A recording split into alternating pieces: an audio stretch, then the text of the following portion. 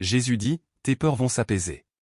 Tu traverses en ce moment une période que peu de gens autour de toi comprennent vraiment. Tu portes un poids invisible, un fardeau que tu trimbales depuis trop longtemps, souvent sans rien dire, souvent en souriant alors que ton cœur pleure. Tu te lèves chaque matin en espérant que cette journée sera différente, mais à peine les yeux ouverts, les pensées envahissantes arrivent déjà. Les inquiétudes. Les doutes. Les questions sans réponse. Et tu te demandes, encore une fois, est-ce que ça va aller un jour? La réponse est oui. Et ce message t'est destiné aujourd'hui. Jésus dit, tes peurs vont s'apaiser. Pas parce que le monde va soudainement devenir parfait. Pas parce que tous tes problèmes vont disparaître en une nuit. Mais parce qu'une force plus grande que ta peur est en train de travailler en ta faveur. Tu n'as pas à tout comprendre. Tu n'as pas à tout contrôler. La paix que tu cherches désespérément dans les plans, dans les préparatifs, dans les calculs, elle ne vient pas de là. Elle vient d'en haut. Et elle t'est accordée maintenant, en ce moment précis, alors que tu lis ces mots. Tu as connu la peur sous toutes ses formes. La peur de l'échec. La peur d'être abandonné. La peur de ne jamais être suffisant. La peur de perdre ce que tu as encore. La peur de ne jamais obtenir ce que tu attends. Ces peurs se sont logées dans ta poitrine, dans ton ventre, dans tes nuits sans sommeil. Elles t'ont volé des joies. Elles t'ont privé de présence. Elles t'ont convaincu que le pire était inévitable. Mais Jésus dit, cette emprise se brise. Aujourd'hui. Progressivement, doucement, mais sûrement, tu vas sentir quelque chose changer en toi. Un relâchement. Une légèreté. Comme si une main invisible venait de retirer une partie du poids que tu portais sur les épaules. Ce n'est pas le fruit du hasard. C'est le résultat d'une grâce que tu n'as pas méritée, que personne ne mérite jamais vraiment, mais qui t'est donnée quand même. Parce qu'il t'aime. Parce qu'il te voit. Parce qu'il n'a jamais cessé de veiller sur toi, même dans tes moments les plus sombres. Tes peurs vont s'apaiser. Laisse-les partir. Jésus dit, tes bénédictions vont se multiplier. Tu regardes peut-être ta vie en ce moment et tu ne vois que ce qui manque. Tu comptes tes pertes plus facilement que tes gains. Tu remarques les portes fermées avant de voir les fenêtres ouvertes. C'est humain. C'est compréhensible. Mais ce n'est pas la vérité complète de ta situation. Car il y a quelque chose en train de se préparer pour toi.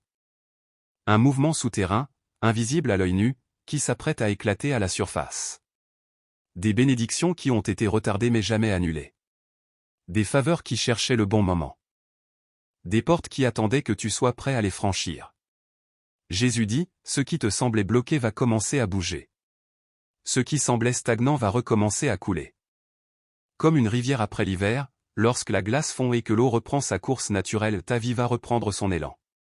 Et cette fois, les bénédictions ne viendront pas seules. Elles viendront en abondance. En multitude. Dans des domaines que tu n'attendais même pas. Peut-être que tu prieras pour une chose et que tu recevras 10. Peut-être que tu demanderas de la force et qu'on t'offrira en plus la sagesse, la clarté et la paix. Peut-être que tu espérais une percée professionnelle et que tu vas recevoir en même temps une restauration relationnelle que tu n'avais même plus osé espérer. C'est la nature de la grâce divine, elle déborde. Elle ne calcule pas. Elle ne mesure pas au compte-gouttes. Tu mérites de recevoir. Tu mérites d'être comblé. Non pas parce que tu es parfait, mais parce qu'il est bon. Sa bonté ne dépend pas de tes performances. Elle découle de sa nature profonde, immuable et éternelle. Prépare-toi à recevoir. Ouvre tes mains. Ouvre ton cœur. Laisse tomber les barrières de l'incrédulité, les murs construits par les déceptions passées. Ce qui vient ne ressemblera peut-être pas à ce que tu imaginais, mais ce sera exactement ce dont tu as besoin. Tes bénédictions vont se multiplier. Sois prêt à les accueillir. Jésus dit, ton nom va parvenir aux bonnes personnes. Tu travailles dur. Tu donnes le meilleur de toi-même. Et pourtant, parfois il te semble que personne ne le voit. Que tes efforts passent inaperçus. Que d'autres moins méritants semblent avancer plus vite, être plus reconnus, recevoir ce que toi tu attends encore. Et cela fait mal. Profondément. Mais Jésus dit, ce que l'homme n'a pas encore vu, Dieu l'a remarqué depuis longtemps. Chaque effort que tu as fourni dans l'ombre a été enregistré. Chaque sacrifice silencieux, chaque nuit de travail, chaque geste de générosité accompli sans applaudissement, tout cela a du poids aux yeux de celui qui voit tout. Et maintenant, il commence à ouvrir les portes. Il commence à mettre ton nom dans la bouche des bonnes personnes. Ces personnes qui ont des connexions. Ces personnes qui ont des ressources. Ces personnes qui cherchent exactement quelqu'un comme toi sans le savoir encore. Le destin n'est pas une coïncidence, c'est une orchestration divine. Tu vas recevoir un appel que tu n'attendais pas. Tu vas croiser quelqu'un dont la rencontre changera la trajectoire de ta vie. On va te recommander dans un endroit où tu n'avais pas de relation. Une opportunité va se présenter et tu comprendras que ça ne pouvait venir que d'en haut. Ne minimise plus qui tu es. Ne t'excuse plus de prendre de la place. Ne joue plus petit pour mettre les autres à l'aise. Tu as été créé pour quelque chose de grand, et il est temps que cela se manifeste. Ton heure arrive. Ton nom va circuler. Les bonnes personnes vont t'entendre. Reste fidèle à qui tu es. Continue à avancer avec intégrité. Et laisse Dieu faire ce que toi seul ne peux pas faire, ouvrir les bonnes portes au bon moment. Jésus dit, ton travail va te sembler plus gérable. Tu es épuisé. Pas seulement physiquement, mais mentalement. La charge de travail, les responsabilités, les attentes, les tiennes et celles des autres, tout cela s'est accumulé jusqu'à devenir écrasant. Tu fais de ton mieux et pourtant tu as toujours l'impression d'être en retard, de ne jamais en faire assez, de courir après quelque chose qui recule à mesure que tu avances. Jésus dit, ce sentiment va changer. Non pas parce que tout va disparaître soudainement, mais parce que tu vas recevoir quelque chose d'indispensable, la grâce de suffisance. La capacité de faire ce qui doit être fait sans que cela te détruise de l'intérieur. Un renouvellement de ton énergie intérieure. Une clarté sur ce qui est vraiment prioritaire et ce qui peut attendre. Dieu ne t'a pas appelé à tout faire en même temps. Il ne t'a pas conçu pour fonctionner sous une pression constante, sans repos, sans répit. La culture du monde te dit que tu dois toujours produire plus, aller plus vite, accomplir davantage. Mais lui te dit, viens d'abord à moi. Repose-toi en ma présence. Et depuis cet endroit de paix, accomplis ce que je t'ai confié. Il y a une différence immense entre travailler depuis la peur et travailler depuis la paix. Entre accomplir des tâches pour prouver ta valeur et les accomplir parce que tu connais déjà ta valeur. Quand tu travailles depuis un endroit de sécurité intérieure, les mêmes tâches semblent moins lourdes. Le même agenda semble plus gérable. Pas parce que les circonstances ont changé, mais parce que toi, tu as changé de l'intérieur. Cette transformation est en cours pour toi. Tu vas commencer à trouver ton rythme. À identifier tes limites et à les respecter. À dire non à ce qui n'est pas ton appel et oui à ce qu'il est vraiment. Et dans cet alignement, tu découvriras une efficacité que tu n'avais jamais connue. Ton travail va te sembler plus gérable. Souffle. Tu n'as pas à tout porter seul. Jésus dit, tes rêves vont te sembler possibles à nouveau. Il fut un temps où tu avais des rêves. Grands, lumineux, remplis de vie. Tu voyais ton avenir avec des yeux pleins d'espoir. Tu croyais que les choses extraordinaires étaient possibles pour toi aussi. Et puis, quelque chose s'est passé. Les déceptions se sont accumulées. Les portes ont claqué. Les personnes en qui tu avais confiance t'ont déçu. Les circonstances ont semblé te dire, encore et encore, ce n'est pas pour toi. Et tu as commencé à réduire tes aspirations. À rationaliser tes abandons. À appeler, sagesse, ce qui était en réalité de la capitulation. Tu t'es convaincu qu'il valait mieux ne plus espérer trop haut pour ne plus être blessé. Mais Jésus dit, les rêves qu'il a placés en toi ne sont pas morts. Ils ont peut-être hiberné.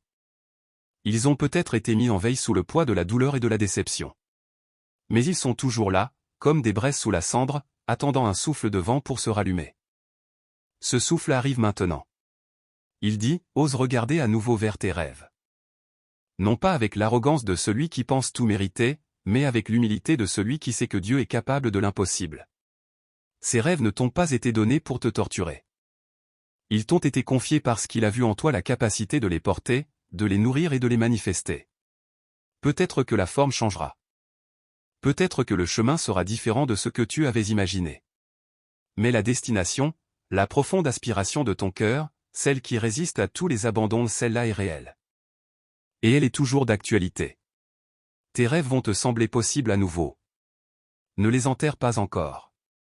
Jésus dit, ton avenir va s'éclaircir. Tu regardes devant toi en ce moment et tu vois du brouillard. De l'incertitude. Tu ne sais pas comment les choses vont se résoudre. Tu ne vois pas la sortie. Tu n'as pas de garantie. Et cette opacité est épuisante, parce que l'être humain a besoin de voir pour avancer, besoin de comprendre pour faire confiance. Mais Jésus dit, la lumière arrive. Non pas toute la lumière d'un coup, car il ne fonctionne généralement pas ainsi. Il donne suffisamment de lumière pour le prochain pas. Et puis encore pour le suivant. Et ainsi de suite, jusqu'à ce que tu regardes en arrière et réalises que tu as parcouru un chemin entier à la lueur de cette foi progressive. L'avenir que tu craignes est entre ses mains. Et ses mains sont les meilleures mains qui soient. Il connaît la fin depuis le commencement. Il voit ce que tu ne peux pas voir. Il sait ce que tu ne peux pas savoir.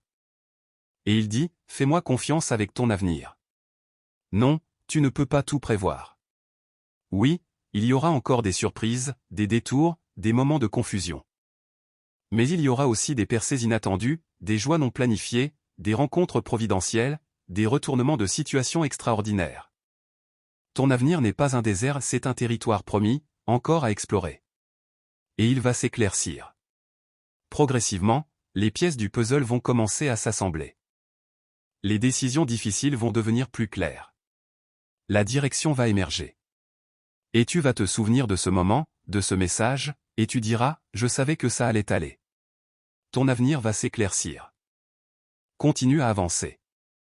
Jésus dit, ton passé va cesser de te contrôler. Combien de fois as-tu rejoué les mêmes scènes dans ta tête?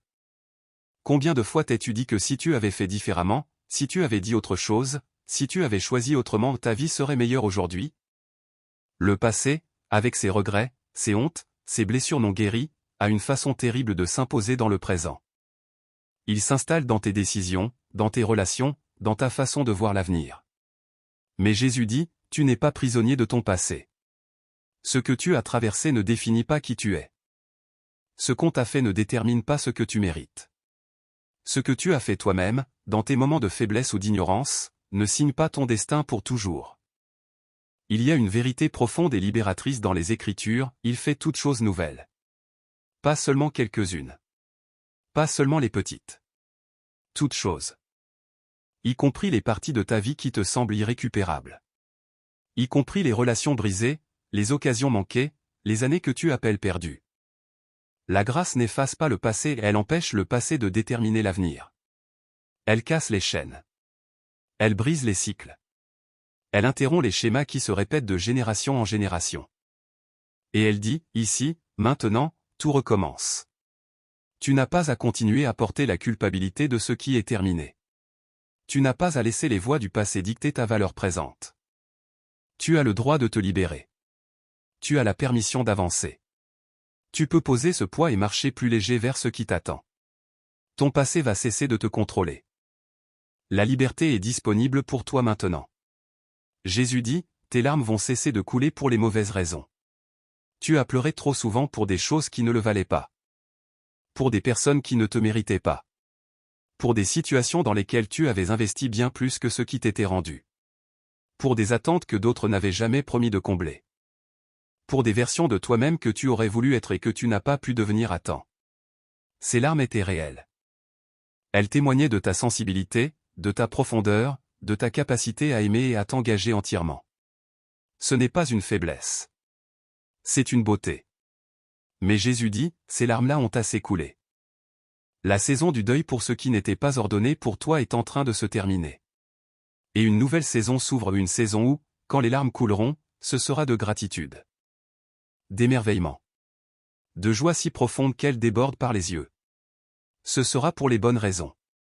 Les larmes de joie qui arrivent seront pour les promesses accomplies. Pour les portes ouvertes au bon moment. Pour les personnes qui entreront dans ta vie et qui honoreront qui tu es.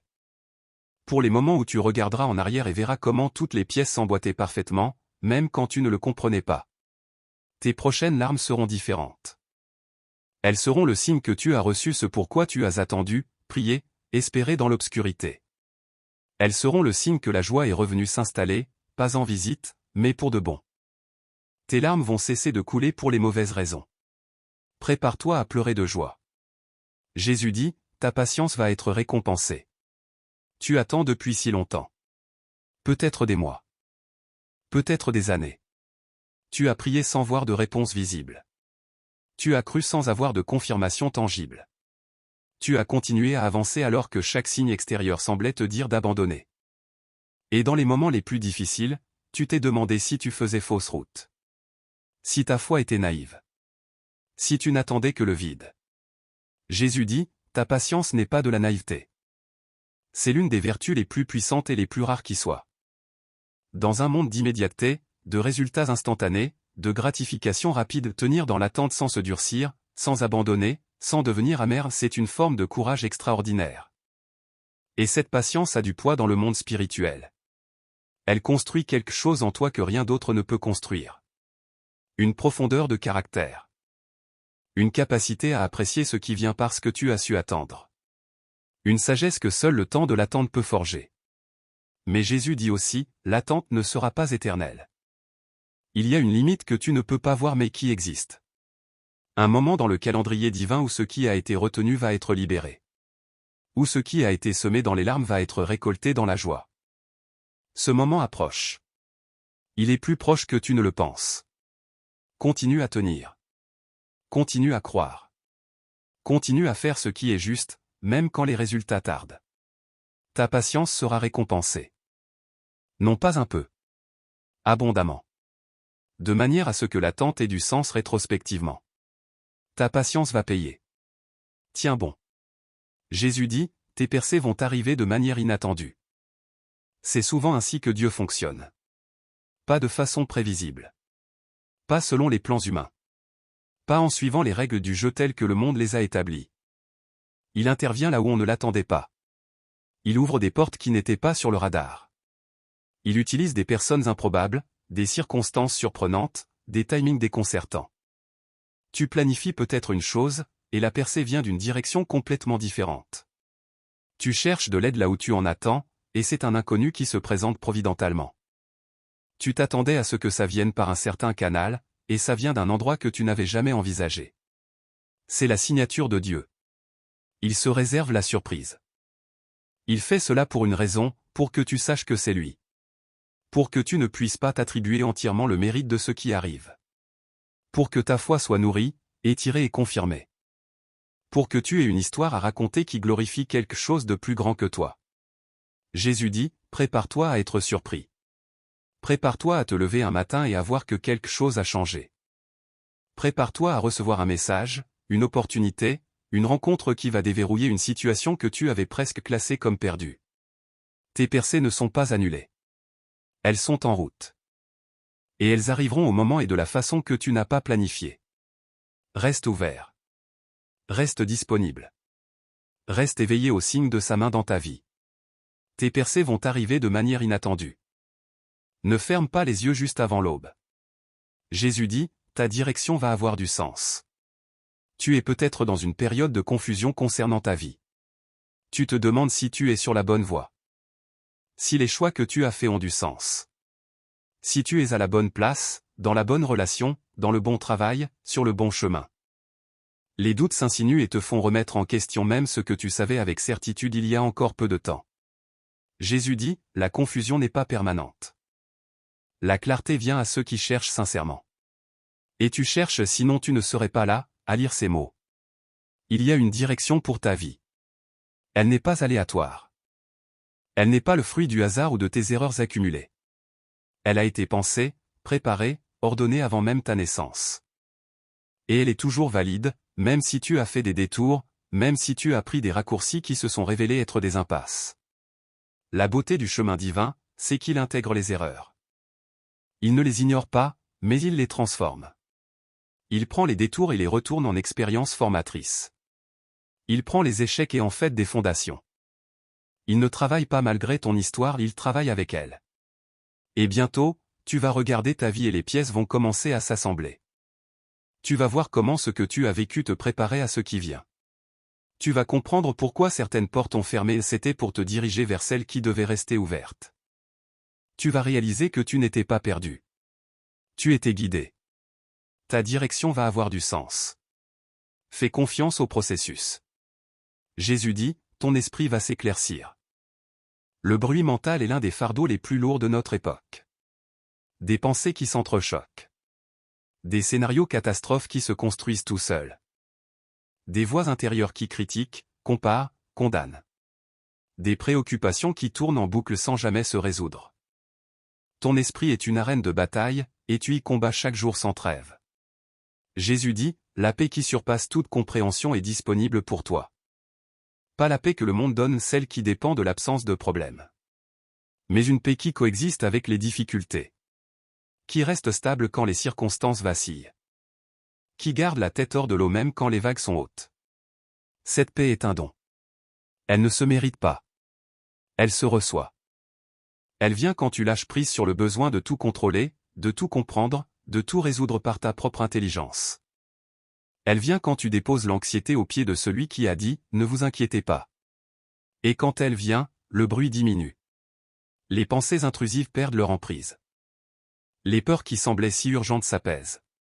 Une clarté s'installe, pas une clarté froide et analytique, mais une clarté lumineuse, chaleureuse, orientée. Tu vas commencer à penser plus clairement. À prendre des décisions depuis un endroit de paix plutôt que de réaction. À voir les choses telles qu'elles sont vraiment, sans le filtre de l'anxiété déformante. Ton esprit va s'alléger avec lui, tout le reste va sembler plus léger. Ton esprit va s'éclaircir.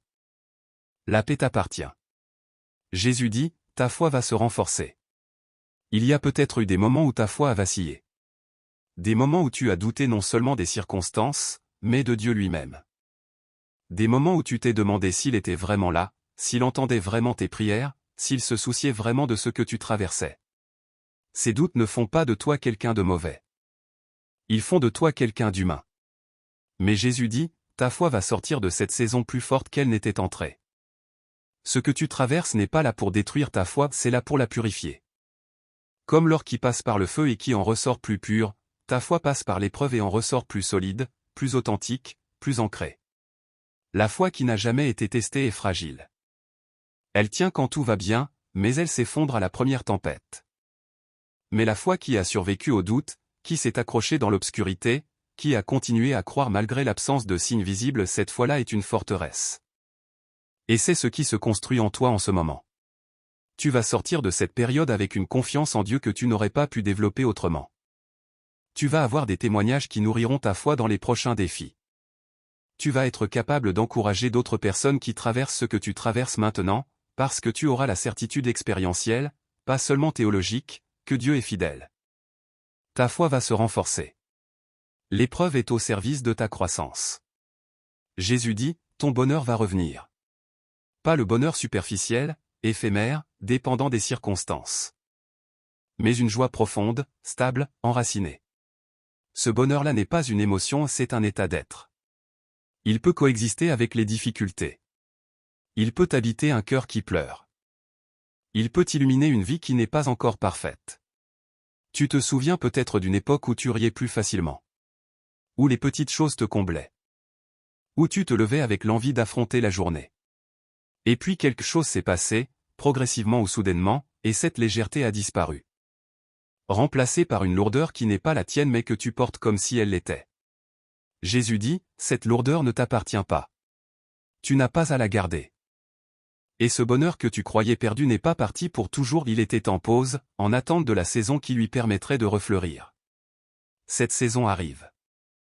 Tu vas recommencer à rire de bon cœur. Tu vas trouver de la beauté dans les petites choses. Tu vas avoir des moments de gratitude spontanée qui te surprendront. Tu vas te souvenir de qui tu étais avant que la douleur prenne tant de place, et tu vas retrouver cette version de toi, enrichie par ce que tu as traversé, mais reconnaissable. Le bonheur n'est pas une destination que tu n'atteindras qu'une fois tous les problèmes résolus. Il est disponible maintenant, dans ce moment, si tu y ouvres la porte. Et Jésus se tient à cette porte et dit, « Laisse-moi entrer. » Ton bonheur va revenir. La joie est ton héritage. Jésus dit, « Ta vie va commencer à avancer à nouveau. » Tu as eu l'impression d'être bloqué. Coincé. Comme si tout le monde autour de toi progressait et que toi, tu piétinais. Comme si tu faisais des efforts mais que rien ne changeait vraiment. Cette sensation de stagnation est l'une des plus éprouvantes qui soit, parce qu'elle attaque non seulement tes circonstances mais ton identité. Mais Jésus dit, le gel est en train de se briser. Ce qui semblait figé est sur le point de bouger.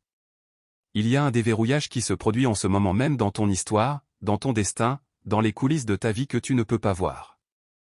Et quand ça va commencer à bouger, ça va bouger vite.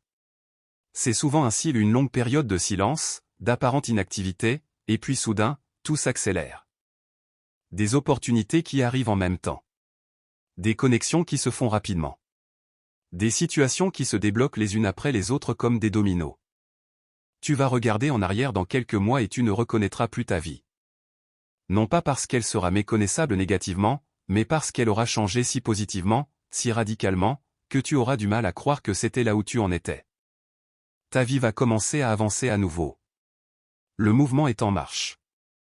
Jésus dit, tu es fatigué de faire semblant d'aller bien. Et il te voit. Tu as perfectionné l'art de sourire quand tu souffres. De dire, ça va, quand ce n'est pas vrai. De te lever, de t'habiller, de fonctionner, d'accomplir les gestes du quotidien, alors que intérieurement tu te débats avec quelque chose que tu n'arrives même plus à nommer. Tu portes un masque tellement bien ajusté que certains jours, tu te demandes si quelqu'un remarquera jamais à quel point tu es épuisé en dessous.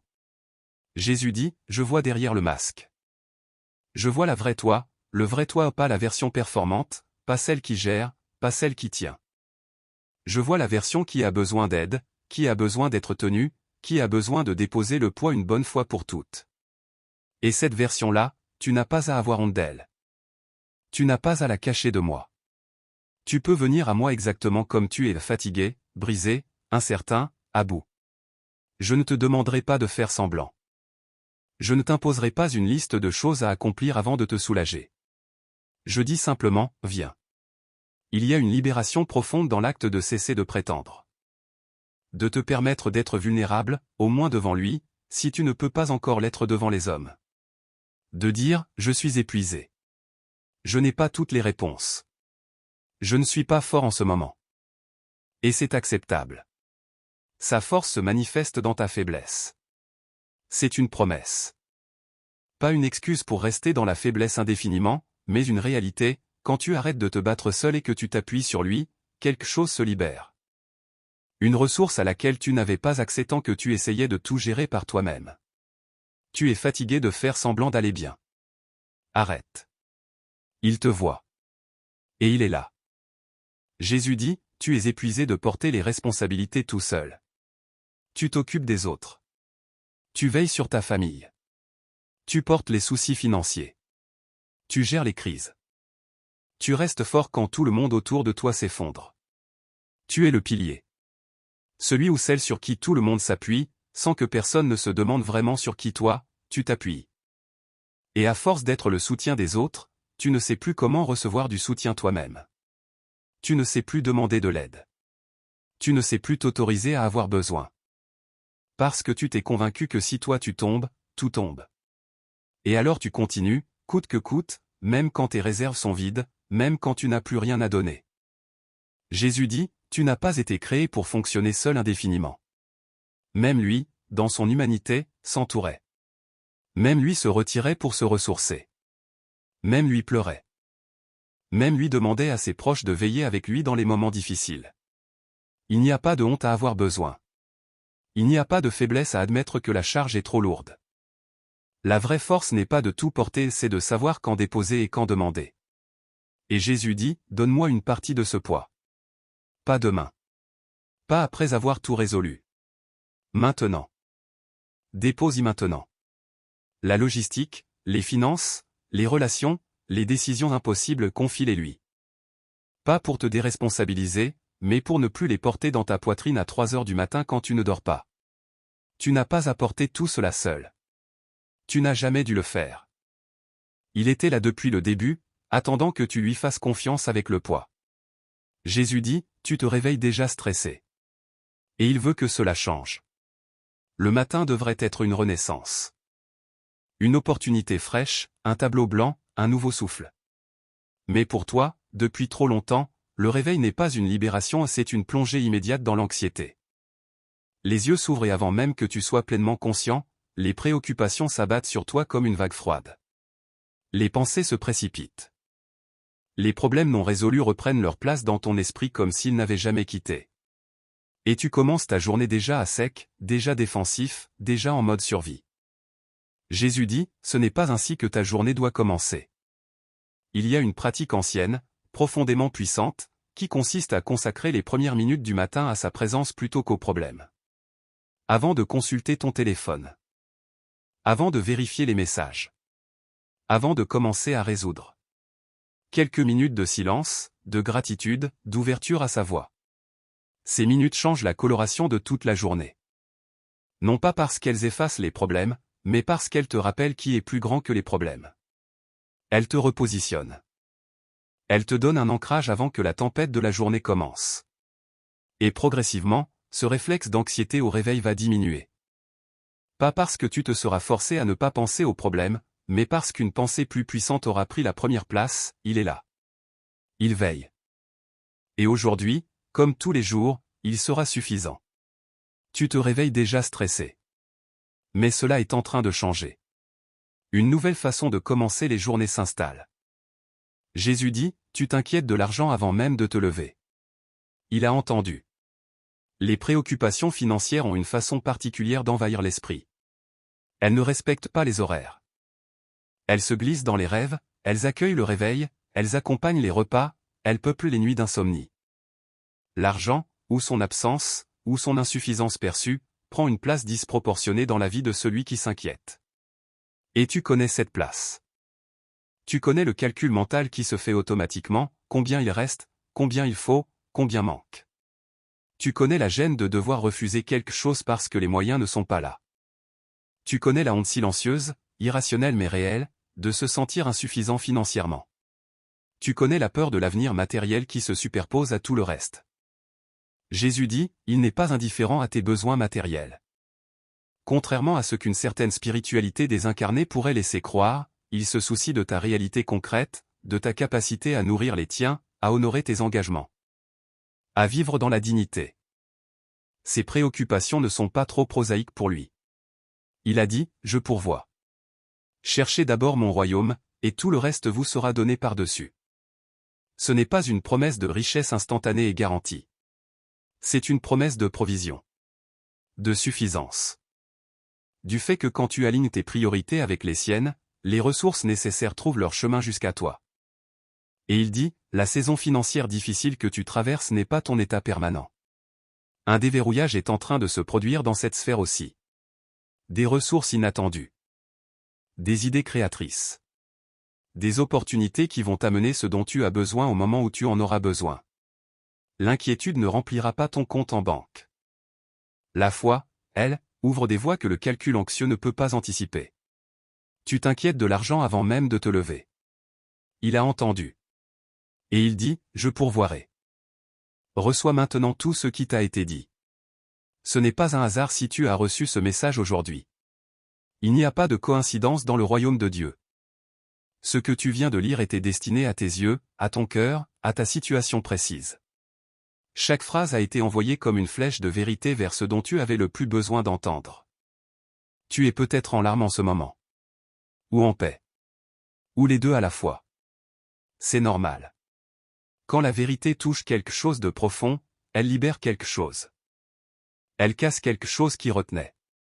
Elle ouvre quelque chose qui était fermé. Jésus dit, ma grâce est suffisante pour toi.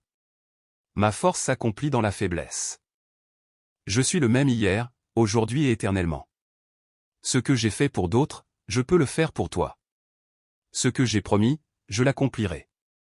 Il n'y a pas de situation trop compliquée pour moi. Il n'y a pas de blessure trop profonde pour que je la guérisse. Il n'y a pas de rêve trop grand pour que je le réalise à travers toi. Tu n'as pas à être parfait pour recevoir ce que Dieu a pour toi. Tu n'as qu'à être disponible. Ouvert. Sincère. Et il fait le reste. Alors aujourd'hui, en ce moment précis, je t'invite à faire une chose simple, ouvre les mains de ton cœur. Reçois ce qui a été dit pour toi. Crois que c'est réel. Crois que ça te concerne. Crois que ce n'est pas trop beau pour être vrai. Car avec Dieu, le meilleur est souvent encore à venir. Tes peurs vont s'apaiser. Tes bénédictions vont se multiplier. Ton nom va parvenir aux bonnes personnes. Ton travail va te sembler plus gérable. Tes rêves vont te sembler possibles à nouveau. Ton avenir va s'éclaircir. Ton passé va cesser de te contrôler. Tes larmes vont cesser de couler pour les mauvaises raisons. Ta patience va être récompensée. Tes percées vont arriver de manière inattendue. Ta direction va avoir du sens. Ton esprit va s'éclaircir. Ta foi va se renforcer. Ton bonheur va revenir. Ta vie va commencer à avancer à nouveau. Tout cela est vrai pour toi. Tout cela est disponible pour toi. Tout cela vient vers toi. Si tu crois en ce message, si ces mots ont trouvé écho dans ton cœur, si tu sens que ce que tu as lu était destiné à toi, écris simplement « Amen ». Ce petit mot porte un monde de signification. Il signifie « Oui, je crois. Je reçois ». Qu'il en soit ainsi. C'est un acte de foi, simple mais puissant. Amen. Ne te décourage pas si tu ne vois pas encore le changement. La graine plantée dans la terre ne montre pas immédiatement sa pousse. Il y a un travail qui se fait sous la surface, dans l'obscurité, avant que quoi que ce soit visible. Ce travail est réel, même quand tu ne le vois pas. Même quand tu ne le sens pas, continue à prier. Continue à croire. Continue à te lever chaque matin et à faire ce que tu peux faire avec ce que tu as. Continue à traiter les autres avec amour et dignité. Continue à être honnête et intègre dans tes affaires. Continue à espérer même quand l'espoir semble irrationnel. Car c'est dans la continuité de la foi, dans la persévérance silencieuse, dans le refus de capituler malgré tout, c'est là que les miracles se construisent.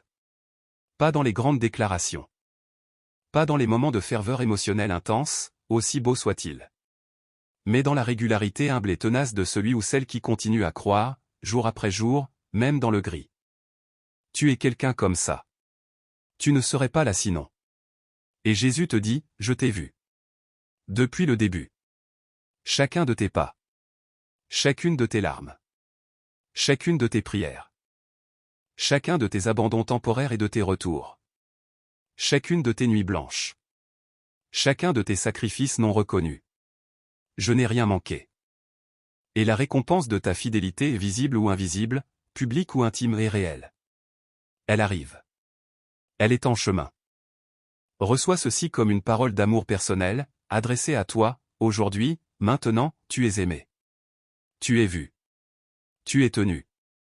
Et ton histoire n'est pas terminée. Les meilleurs chapitres restent à écrire. Amen. Une parole pour ceux qui ont tout essayé et qui ne savent plus quoi faire. Il y a des gens qui lisent ces lignes et qui sont au bout du rouleau. Pas simplement fatigués. Pas simplement déçus. Mais vraiment au bout. Ils ont prié. Ils ont jeûné. Ils ont cru. Ils ont lu des livres, écouté des prédications, cherché des conseillers. Ils ont fait tous les bons gestes spirituels et pourtant la situation ne semble pas avoir bougé. Et la pensée s'insinue, peut-être que ça ne marchera jamais pour moi. Peut-être que je suis l'exception. Peut-être que Dieu travaille pour les autres, mais pas pour moi. Jésus dit, cette pensée est un mensonge. Et c'est l'un des mensonges les plus dangereux que l'ennemi puisse semer dans un cœur croyant, précisément parce qu'il ressemble à une conclusion logique tirée de l'expérience vécue. Mais la logique de Dieu n'est pas la logique humaine. Son timing n'est pas le tien. Et son amour pour toi n'est pas soumis à la condition que tu comprennes ce qu'il fait ou quand il le fait. Abraham a attendu 25 ans avant que la promesse se réalise. Joseph a passé des années en prison avant d'accéder au palais. Ruth a traversé le deuil et la pauvreté avant de connaître la restauration. Lazare était mort, réellement mort avant que Jésus arrive et change tout. Si tu es encore là, c'est que l'histoire n'est pas terminée. Si tu lis encore, c'est que la foi n'est pas morte en toi, même si elle est petite, même si elle est blessée, même si elle ressemble davantage à un gémissement qu'à une confession victorieuse. Ce gémissement, il l'entend. Il lui répond. Ne conclus pas que c'est fini parce que c'est long. Ne conclus pas que c'est impossible parce que tu ne vois pas de chemin. Dieu n'a pas besoin d'un chemin visible pour accomplir ce qu'il a décidé de faire. Tu as tout essayé et tu ne sais plus quoi faire. Il dit, viens te reposer en moi, et laisse-moi agir. Une parole pour ceux qui ont été trahis et qui peinent à faire confiance à nouveau. La trahison laisse des cicatrices invisibles mais profondes. Quelqu'un en qui tu avais pleinement confiance t'a déçu d'une manière fondamentale. Peut-être un ami proche. Peut-être un membre de ta famille. Peut-être un partenaire de vie. Peut-être même quelqu'un de l'Église, quelqu'un qui utilisait le nom de Dieu et qui t'a quand même blessé profondément. Et depuis lors, tu avances avec prudence. Tu gardes les gens à distance. Tu peines à t'ouvrir pleinement. Tu attends toujours la trahison, même de la part de ceux qui ne méritent pas cette suspicion. Parce que ton psychisme a appris une leçon douloureuse, faire confiance, c'est risquer d'être blessé. Jésus dit, il comprend cette blessure. Il a lui-même été trahi par l'un de ses proches, pour quelques pièces d'argent, dans un moment de vulnérabilité. Il connaît le goût amer de la trahison. Il n'est pas un Dieu lointain et insensible à ce que tu portes. Mais il dit aussi, ne laisse pas la trahison d'une personne fermer ton cœur à toutes les autres. Ne laisse pas la blessure d'hier t'empêcher de recevoir l'amour d'aujourd'hui. La guérison de la trahison ne signifie pas oublier ou minimiser ce qui s'est passé. Elle signifie reprendre possession de ton cœur et refuser que la douleur infligée par un autre devienne la prison dans laquelle tu passes le reste de ta vie. Il y a des gens dans ta vie présente et dans ta vie à venir qui méritent ton ouverture. Des personnes dignes de confiance, loyales, sincères. Ne les prive pas de toi à cause de ce que quelqu'un d'autre t'a fait. Et si tu peines à faire confiance à lui à cause des blessures reçues de personnes religieuses, il comprend. Il n'est pas offensé. Il attend. Et il est patient. Tu as été trahi. Mais tu peux aimer et faire confiance à nouveau. La guérison est disponible. Une parole pour ceux qui comparent leur chemin à celui des autres. Les réseaux sociaux ont créé une arène permanente de comparaison. Tu vois les succès des autres ou du moins la version soigneusement filtrée et mise en scène de ces succès. Et tu regardes ta propre vie avec un sentiment croissant d'insuffisance. Pourquoi eux et pas moi? Pourquoi ils avancent si vite et moi si lentement? Est-ce que je fais quelque chose de mal? Est-ce que je suis sur le mauvais chemin? Jésus dit, le chemin de quelqu'un d'autre n'est pas ton référentiel. Leur vitesse n'est pas ton rythme. Leurs succès visibles n'ont rien à voir avec ta valeur ou ta trajectoire. Dieu ne travaille pas en lot. Il ne t'a pas fabriqué à partir d'un moule standardisé. Il t'a créé unique, avec une empreinte unique, un appel unique, un timing unique. Ce qui est juste pour eux, au bon moment pour eux, n'est pas nécessairement ce qui est juste et au bon moment pour toi. Et tu ne vois pas tout. Tu vois ce qu'ils montrent, pas ce qu'ils cachent. Tu vois l'arrivée, pas les nuits sans sommeil, les sacrifices, les doutes, les moments de rupture qui ont précédé ce que tu appelles leur succès. Et surtout, tu ne vois pas les parties de leur vie qui sont en difficulté, celles qu'ils ne publient pas. La comparaison est un voleur. Elle te vole le présent en te projetant dans un miroir déformant. Elle te vole la gratitude pour ce que tu as en t'obligeant à te concentrer sur ce qui te manque. Elle te vole la joie du chemin en le transformant en compétition. Jésus dit, regarde ta propre route. Elle est belle, même dans ses parties accidentées. Elle mène quelque part de précieux. Et elle est la tienne, avec tout ce que cela signifie de singulier et de précieux. Arrête de comparer. Commence à apprécier. Ton chemin a sa propre gloire. Une parole pour ceux qui ont du mal à se pardonner. Tu peux peut-être facilement étendre la grâce aux autres. Pardonner à ceux qui t'ont blessé. Comprendre les faiblesses des gens que tu aimes. Faire preuve de compassion envers ceux qui ont trébuché. Mais quand il s'agit de toi-même, tu es impitoyable. Tu te souviens de chaque erreur dans ses moindres détails. Tu revisites chaque décision regrettable avec une précision chirurgicale. Tu portes le poids de ce que tu aurais dû faire autrement avec une sévérité que tu n'appliquerais jamais à quelqu'un d'autre. Et cette sévérité envers toi-même n'est pas de la justice. C'est une forme de torture que tu t'infliges. Elle ne répare rien. Elle n'améliore rien. Elle ne rend pas les choses meilleures. Elle t'empêche seulement de te relever et d'avancer. Jésus dit, il est venu précisément pour cela. Pour les âmes qui portent le poids de leurs propres erreurs et qui ne savent pas comment le déposer. La croix n'était pas seulement pour les grandes trahisons manifestes. Elle était aussi pour les regrets silencieux. Pour les hontes privées. Pour les erreurs de jugement. Pour les moments de lâcheté. Pour les occasions manquées. Pour tout ce que tu retournes contre toi-même. Il a dit, moi, je ne condamne pas, va et ne pêche plus. Pas, reste là à te condamner indéfiniment jusqu'à ce que tu aies suffisamment souffert pour le mériter. Non. Il pardonne et il libère. Et si lui ne te condamne pas, qui es-tu pour continuer à te condamner? Se pardonner n'est pas minimiser. Ce n'est pas dire que ce qui s'est passé n'avait pas d'importance. C'est reconnaître l'erreur, en assumer les conséquences responsables quand c'est possible, et ensuite choisir de ne plus se punir pour ce qui est pardonné. Tu mérites ta propre grâce. Commence par te l'accorder. Une parole pour ceux qui prient dans le silence et ne voient aucun signe. Il y a une forme de prière qui se fait dans l'obscurité. Pas en public. Pas avec des chants et des déclarations puissantes. Mais seul, la nuit, peut-être en larmes, peut-être à genoux, avec peu de mots et beaucoup de gémissements. Une prière que personne n'entend sauf lui. Tu as prié ainsi. Souvent. Pendant des semaines, des mois, peut-être des années. Et l'absence de réponse visible a commencé à peser. Tu ne sais plus si tes prières passent. Tu ne sais plus si elles comptent. Tu te demandes si tu pries correctement, si tu es en règle, si quelque chose bloque la communication. Jésus dit, chacune de ces prières est arrivée. Aucune n'est tombée dans le vide. Il n'y a pas de prière perdue dans le royaume de Dieu. Chaque mot prononcé sincèrement du fond du cœur a été reçu, entendu, tenu. Comme un trésor précieux. Et il dit aussi, il y a des réponses en cours que tu ne peux pas encore voir. Des processus à l'œuvre derrière le voile. Des déplacements spirituels qui précèdent les changements naturels.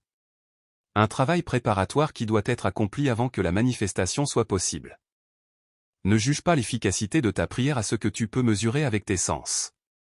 La prière opère dans un domaine qui dépasse le visible. Et souvent, le moment où les changements commencent à devenir perceptibles suit immédiatement la période la plus longue et la plus obscure d'attente. Continue à prier. Même si les mots ne viennent pas, laisse le silence prier avec toi. Même si les larmes sont tes seules prières, elles sont reçues. Même si ta foi est réduite à un murmure, ce murmure est entendu. Tu pries dans le silence. Il t'entend dans l'obscurité. Une parole pour ceux qui se sentent oubliés de Dieu.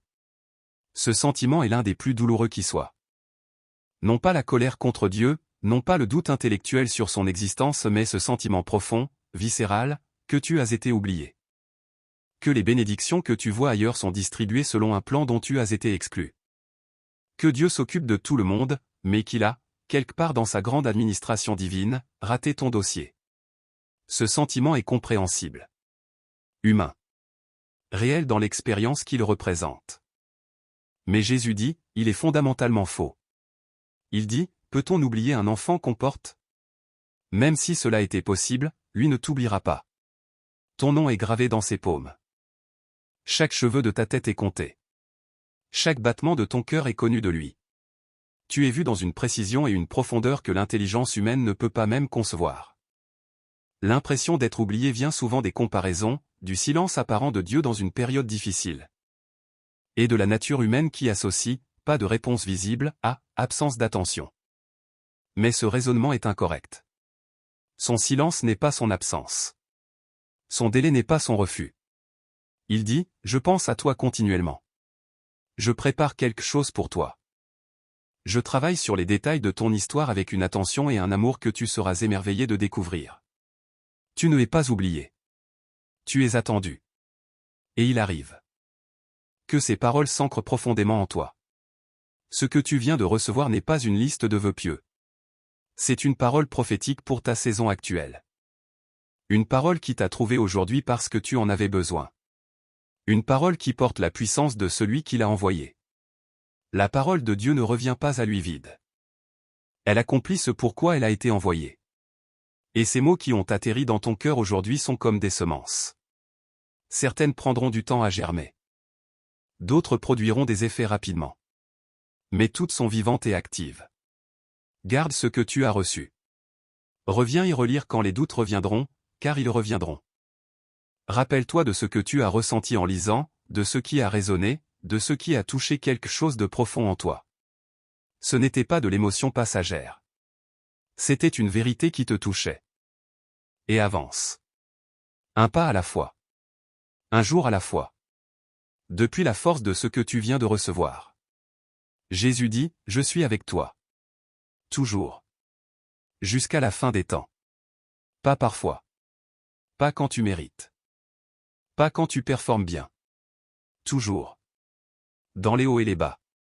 Dans la gloire et dans la honte. Dans la montée et dans la descente. toujours avec toi. Amen.